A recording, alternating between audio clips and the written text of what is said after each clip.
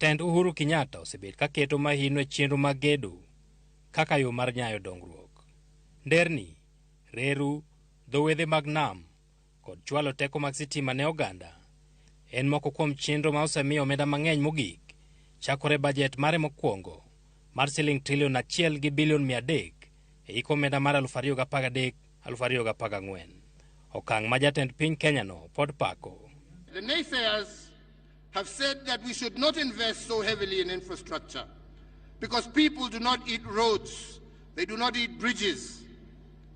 I have refused their pessimism because I know what a new road means to a farmer who has for decades been unable to get their produce quickly to the market.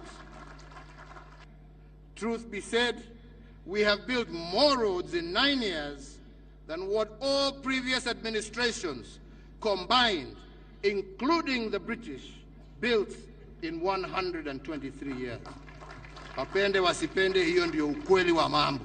Kata kamano, e thuolo mar higni 10, dongruok osebiro kod pek mopogore opogore, kama Uhuru ne okawo telo ka piny ni kod gowi mar siling trilion 1 gi bilion 300, gowi makoro weyo ka osechopo trilion 8 gi bilion 200. Mano medruok moingo nyading'wen.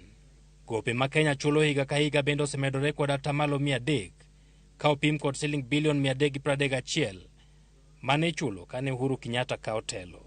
Pek mar gope koro medo thung'o uchumi, kendo choko mar omenda ma bende osemedore chiegni nyadiriyo bende koro yudo pek. Jolony wacho ni gedo mag nderni kod reru dino medo jiwo uchumi maber moloyo, ponono ni chenrogo ne ochiwo thuolo mag ohala ne jo Kenya. King'iyo piny machalo kaka Israel kata Singapore, moko mosetimo maber kabisa, sama gitimo infrastructural development, materials temitiyogo e infrastructural development gi wuok e pinyno.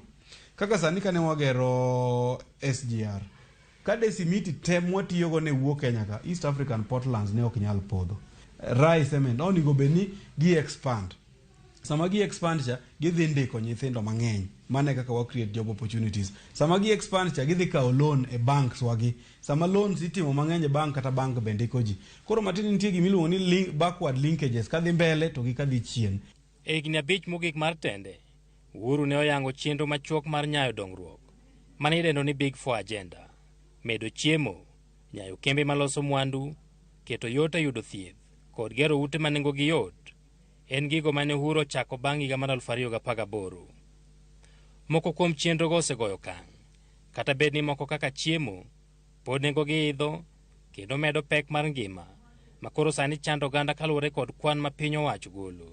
Bang' ng'awo bajet mar piny malo, kawo gowi mang'eny to kod medo moko kuom osuru ma jopiny golo, wich bar koro dong' na jatelo manyien ma nyaka tem yore mopogore opogore mar dongo uchumi mar Kenya.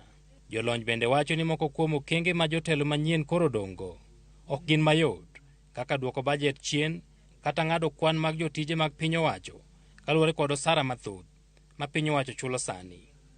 Jatelo manyien nigi wich bar nikech odhi yudo ka agulu ni nono. Agulu jogi onang'o motieko.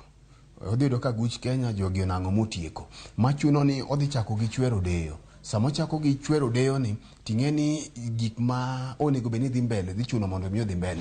Koro ahinya nyaka bed ni odhi ng'iyo rode monyalo dino godo mibadhi. Kodino rode mag mibadhi ka, to choko nyalo bedo maber. Government workers ma redundant oningo dhi dala. Mana kaka a family ma broke ng'ado expenses mondo gidag on a very thin budget. E kaka a government ma broke be nyaka cut down expenses mondo dag on a thin budget. Ok inya bedo ni in broke to ito spending ni pod itimo mana kaka kawaida as if ni in gi pesa. Kaluwore gi twak mano gole nyasi ne mar madaraka mogik, Uhuru Kenyatta dhi e yweyo ka en kod adier ni oweyo uchumi mar Kenya kama ber moloyo kaka ne oyude higni 10 mokalo. To kata kamano, jatelo mabiro kawe bang' yiero ni kod wich bar mar kedo kod pek mar ngima ma ok nigi ranyisi mora mora mar dok piny. Edwin Okoth, Ramogi TV, Nairobi.